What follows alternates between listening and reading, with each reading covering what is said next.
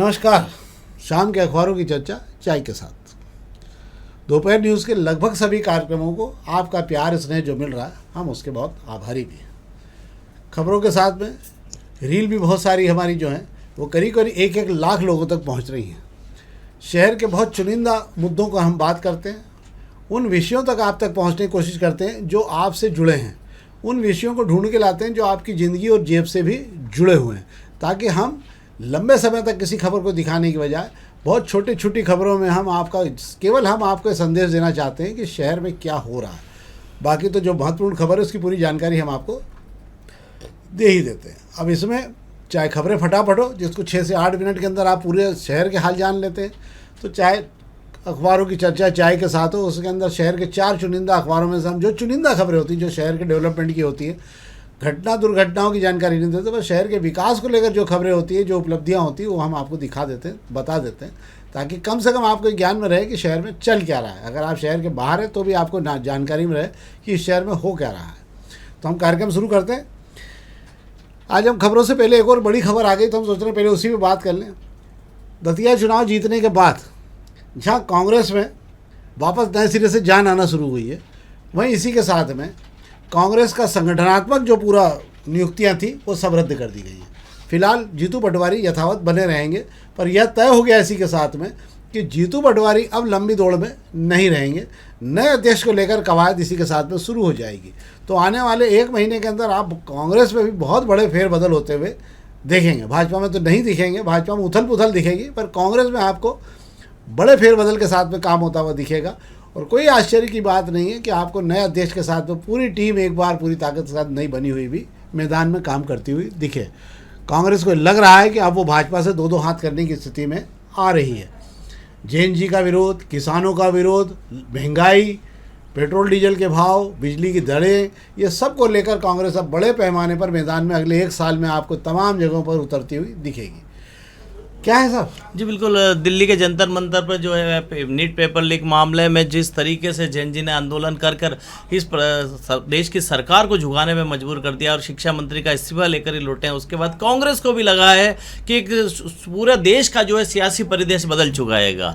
उसको देखते हुए फिर बात कर लेते हैं तुरंत जो उपचुनाव हुए हैं, मध्य प्रदेश में हुए हैं, बिहार में हुए हैं। बात कर लेते हैं मध्य प्रदेश के दतिया उपचुनाव की बात, जहाँ पूरी सरकार लग गई थी। यहाँ कहते हैं कि केंद्रीय मंत्री ज्योतिरादित्य सिंधिया को जो चुनाव का प्रभारी बनाकर भेज दिया गया था, उसके बावजूद चुनाव हार गए हैं। इसके पीछे कई मायने देखे जा रहे हैं। कांग्रेस की काम करने की शैली देखी जा रही है। कांग्रेस से जो है दतिया जो है यूपी से जुड़ा हुआ हिस्सा है, जहां पर अयोध्या में राम मंदिर में चंदा चोरी का जो मसला था वो मसला चल रहा था, फिर झेंझे आंदोलन आ गया। ऐसे में कांग्रेस को लगता है कि जब पूरी सरकार ने, मध्य प्रदेश सरकार ने पूरी ताकत जिस चुनाव में लगा दी है, उसके बावजूद वे वहां अच्छे वोटों से जीत कर आ गए हैं, तो कहीं ना कहीं बदलाव की बयार नजर आ रही हैगी। फिर बात कर लेते हैं बिहार की, बात कर लेते हैं। राष्ट्रीय अध्यक्ष नितिन नवीन के विधानसभा हार गए, उनका बूथ तक जो है भाजपा हार गई हैगी। इसको बड़ा बदलाव को देखते हुए कांग्रेस ने आज तय किया हुआ। दिल्ली में जो बैठक हुई थी उसके बाद मध्य प्रदेश के प्रभारी हरीश चौधरी ने आदेश जारी कर दिया है कि मध्य प्रदेश की सारी संगठनात्मक नियुक्तियों को रद्द कर दिया है। हालांकि आपको बता दूं, नियुक्ति हुए ज़्यादा दिन हुए ही नहीं है। महिला कांग्रेस की बात कर लें तो कल ही महिला कांग्रेस ने आधे जिलों में जो है महिला अध्यक्ष जो है तय किए थे। नियुक्तियों का दौर जारी था, इस बीच सारी नियुक्तियां रद्द कर दी गई है। यानी आप मान के चलिए कि मध्य प्रदेश में बड़े बदलाव की बयार है। और जो नेता पिछले चुनाव में हार के बाद घर बैठ गए थे, जो कांग्रेस के बड़े चेहरे थे, अब वे वापस मुझे लगता है कि मुख्य धारा में आते दिखाई दे रहे हैं। और नए संगठनात्मक जितनी भी नियुक्ता होगी उसमें तय मान के चलिए कि अब दिल्ली का दखल रहेगा। और एक बार फिर आपको संगठन के जो छत्र पे अलग अलग क्षेत्रों के, चाहे वो रीवा का अंचल हो, रीवांचल हो, जहाँ पर रेवांचल में तो अजय सिंह आपको बहुत ज़्यादा सक्रिय होते देखेंगे। अब कांग्रेस की नई रणनीति में जो जिस क्षेत्र का छत्रप है उसी का भरोसे वहाँ चुनाव लड़ने की तैयारी की जाएगी। तो अरुण यादव मालवा निमाड़ में आपको निमाड़ में सबसे ज़्यादा ताकतवर नेता के रूप में दिखेंगे। ज्योतिरादित्य सिंधिया का जो क्षेत्र है जहाँ पर इस बार चुनाव जीती है दिग्विजय सिंह ने, तो वहाँ राज्यवर्धन जो उनके बेटे हैं, जयवर्धन है ना, जयवर्धन जो है वो वहाँ पर अब आपको ग्वालियर अंचल की कमान संभालते हुए दिखेंगे। इस पूरे चुनाव में उन्होंने दतिया में एक दिन भी छोड़ा नहीं, वे वहाँ पर मजबूती से डटे रहे। और जो उम्मीदवार है घनश्याम सिंह, वो पूरी तरह से दिग्विजय सिंह के ही उम्मीदवार थे। तमाम लोगों के सबोटेज के बाद 2 दिग्गज निकाला है, नायक को भी निकाला है वहाँ पर और पुराने उनको भी निकाला, दोनों लोगों को बाहर किया पार्टी से निकाल के। ये लोग सबोटेज की कोई कमी नहीं कर रहे थे। उसके बाद भी दिग्विजय सिंह की रणनीति से वहाँ चुनाव जीत के आया गया। संगठन स्तर पर भी तय हो गया है कि चुनाव जीतने के लिए आपको दिग्विजय सिंह की रणनीति के तहत ही काम करना पड़ेगा और उसी आधार पर दिल्ली में बैठे लोगों को आपको अगले कमान में दिखाई देगा और मध्य प्रदेश में मालवा अंचल की कमान एक बार फिर आपको दिग्विजय सिंह के हाथों में उठती हुई दिखाई देगी। ये सब परिवर्तन आपको अगले दो तीन महीनों में, अभी हाल दिग्विजय सिंह की जो अयोध्या यात्रा समाप्त होने के बाद में बहुत बड़े फेरबदल आपको दिखेंगे। तब हम आप शहर की खबरें शुरू करते हैं। बड़ी खबर थी, हमने कहा बाकी हम खबरें सब संक्षेप में निपटाएंगे। आज नगर निगम ने फिर बुलडोजर चलाया, 11 गुमटियों को हटा दिया बर्फानी धाम के पास में। इसमें पिछले बार भी एक हाथ लगाया था इसी रोड पे शायद, और वहाँ से तमाम गुमटियाँ हटाई गई थी।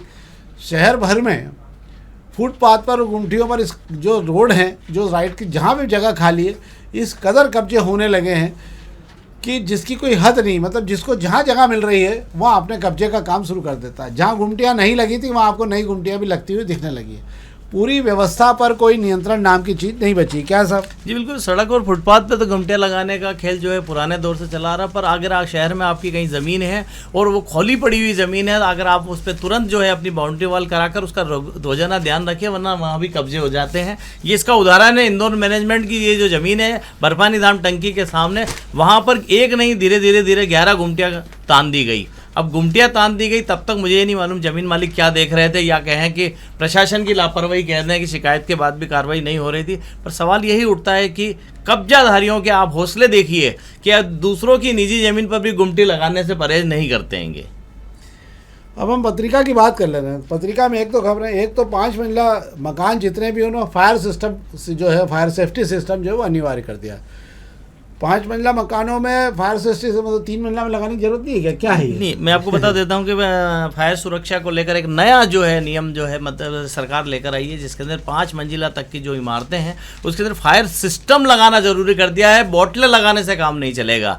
आप अच्छे से समझ लीजिए, फायर सिस्टम लगाना है यानी पूरी बिल्डिंग को आपको फायर से सुरक्षित करना होगा, पूरी लाइन बिछानी होगी।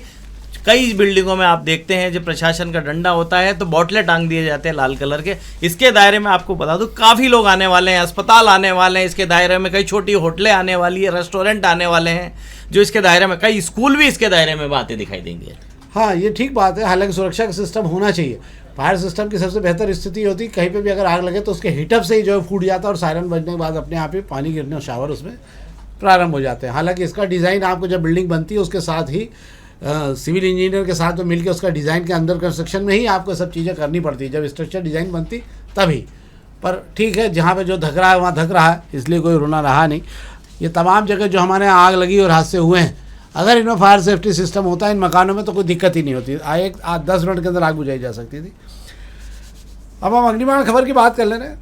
विमान कर्मचारी की मदद से इंदौर में हो रही थी सोने की तस्करी। अबू धाबी से आई फ्लाइट से इंदौर का सोना पकड़ा।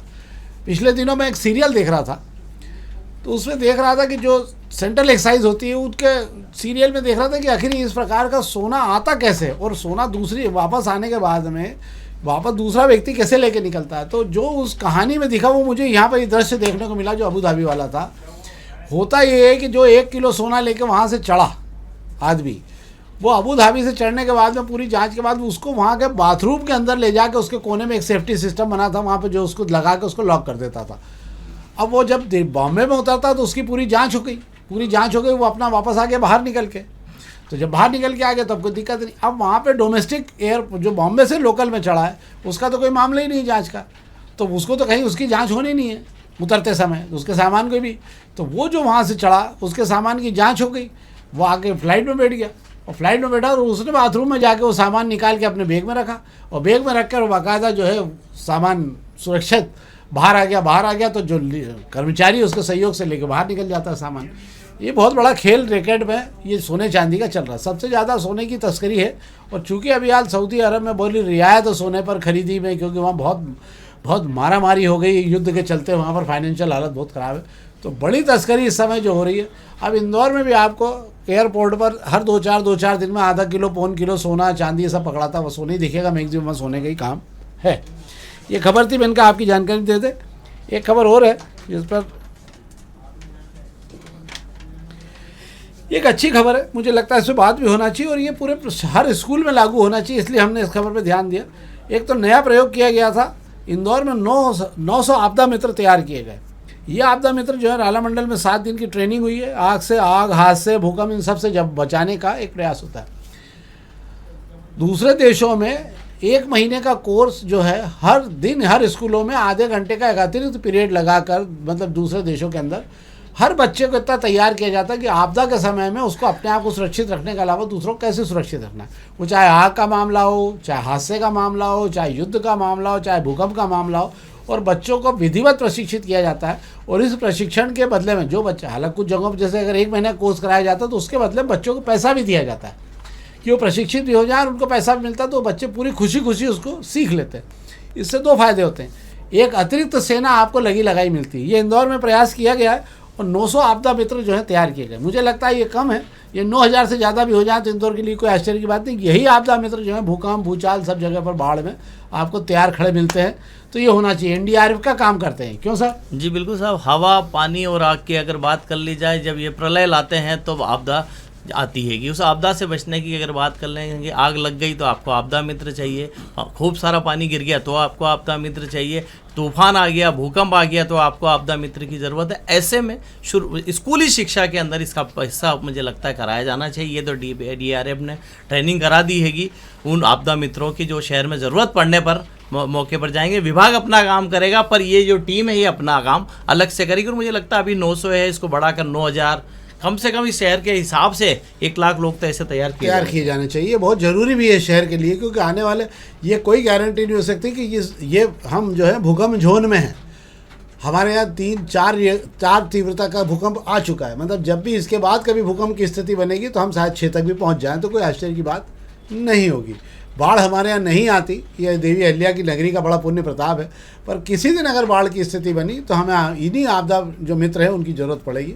तो इनकी संख्या बहुत तेज़ी से सरकार को अतिरिक्त भुगतान करके तैयार करके बढ़ाया जाना चाहिए। ये बहुत ज़रूरी है। ये एक और खबर है, गीले कचरे के निपटारे को लेकर 2 संयंत्र लगाएंगे। क्या है साहब ये मामला पूरा? जी बिल्कुल, आपको बता दूं, महापौर पुष्यमित्र भार्गव ने 4 साल पूरे होने पर कल इस बात का खुलासा किया है कि शहर में जो गीला कचरा जो ज़्यादा आने लगा है उसके निपटाने के लिए 2 संयंत्र लगाए जा रहे हैं। एक ट्रैचिंग ग्राउंड पे लगाया जाएगा, एक पितर पर्वत पर लगाया जाएगा, जो सिर्फ गीले कचरे का निपटान करेगा। हालांकि और उसके अलावा भी उन्होंने बहुत सारी बातें बताई है कि कितना राजस्व ला रहे हैं, सड़कों का कितना काम हो रहा है। कुल मिलाकर अपना 4 साल का रिपोर्ट कार्ड पेश करने बैठे थे, तब इस बात का खुलासा किया था। वाह, अच्छी बात है। एक साथ 2 जीरो वेस्ट की सड़कें बनाने के लिए कुछ कहा था क्या?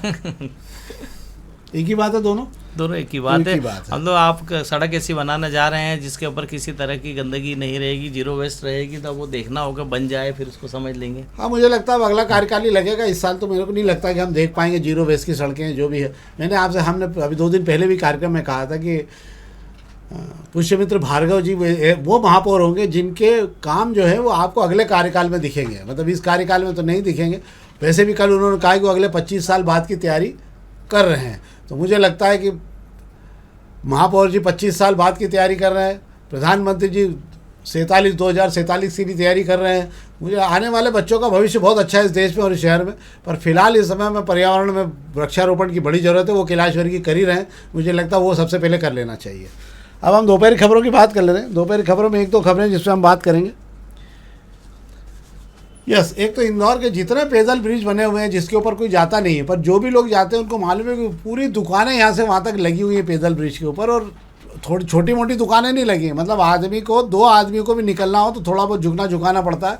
2-3 आदमियों के बीच में तो वो गली पूरी इतनी बन गई कि चारों तो उसमें जो है दुकानों की लाइन लगी रहती है। ये केवल पेदल ब्रिज का मामला नहीं है। शहर का एक भी फुटपाथ जो है, एक भी, ये भी दूर की बात है, शहर की एक भी सड़क ऐसी नहीं जिसको ठेला मुक्त सड़क कहा जाए इस शहर में कि ये पूरी तरह से ठेला मुक्त सड़क है। मनीष सिंह के कार्यकाल में जो ठेले मारे डर के नहीं दिखते थे, वो सारे ठेले बिल्कुल नीडर होकर अब जो है हाई कोर्ट के सामने टेबल ठोकते हुए दिखते हैं और मूंछ पर ताव लगा के दिखते हैं। जिला अदालत के सामने आप देख सकते हो कि इस कोने से उस कोने के बीच में पूरे 20 ठेले खड़े होते हैं। एक ठेला से मैंने बात की जो ठेले बनाता है, उसने कहा साहब मनीष सिंह के जाने के बाद में 2700 ठेले तो मेरे खुद के कसे हुए हैं जो नए बाज़ार में आ गए। और ये तमाम लोग कौन से, जो बिहार, उत्तर प्रदेश, राजस्थान से यहाँ आके सब्जी भाजी बेच के अपना काम चला रहे हैं। ये हर दिन इनकी संख्या बढ़ रही है, मतलब मांग इनकी कम नहीं है। क्यों साहब? जी बिल्कुल सही कह रहे हैं। रोजगार की तलाश में मालवा में आने वाले हैं जो हैं दिन ब दिन बढ़ते जा रहे हैं, इसलिए शहर भी बढ़ता जा रहा है। और शहर बढ़ रहा है तो रोज़गार के लिए जो ठेले से आसान काम मुझे लगता है कि शहर में कोई लोगों को लगता नहीं हैगा। तो मुझे लगता है ठेलों की जरूरत। और आपको इसमें एक और मज़ेदार बात बताऊँ, ये बहुत आपको आश्चर्य होगा।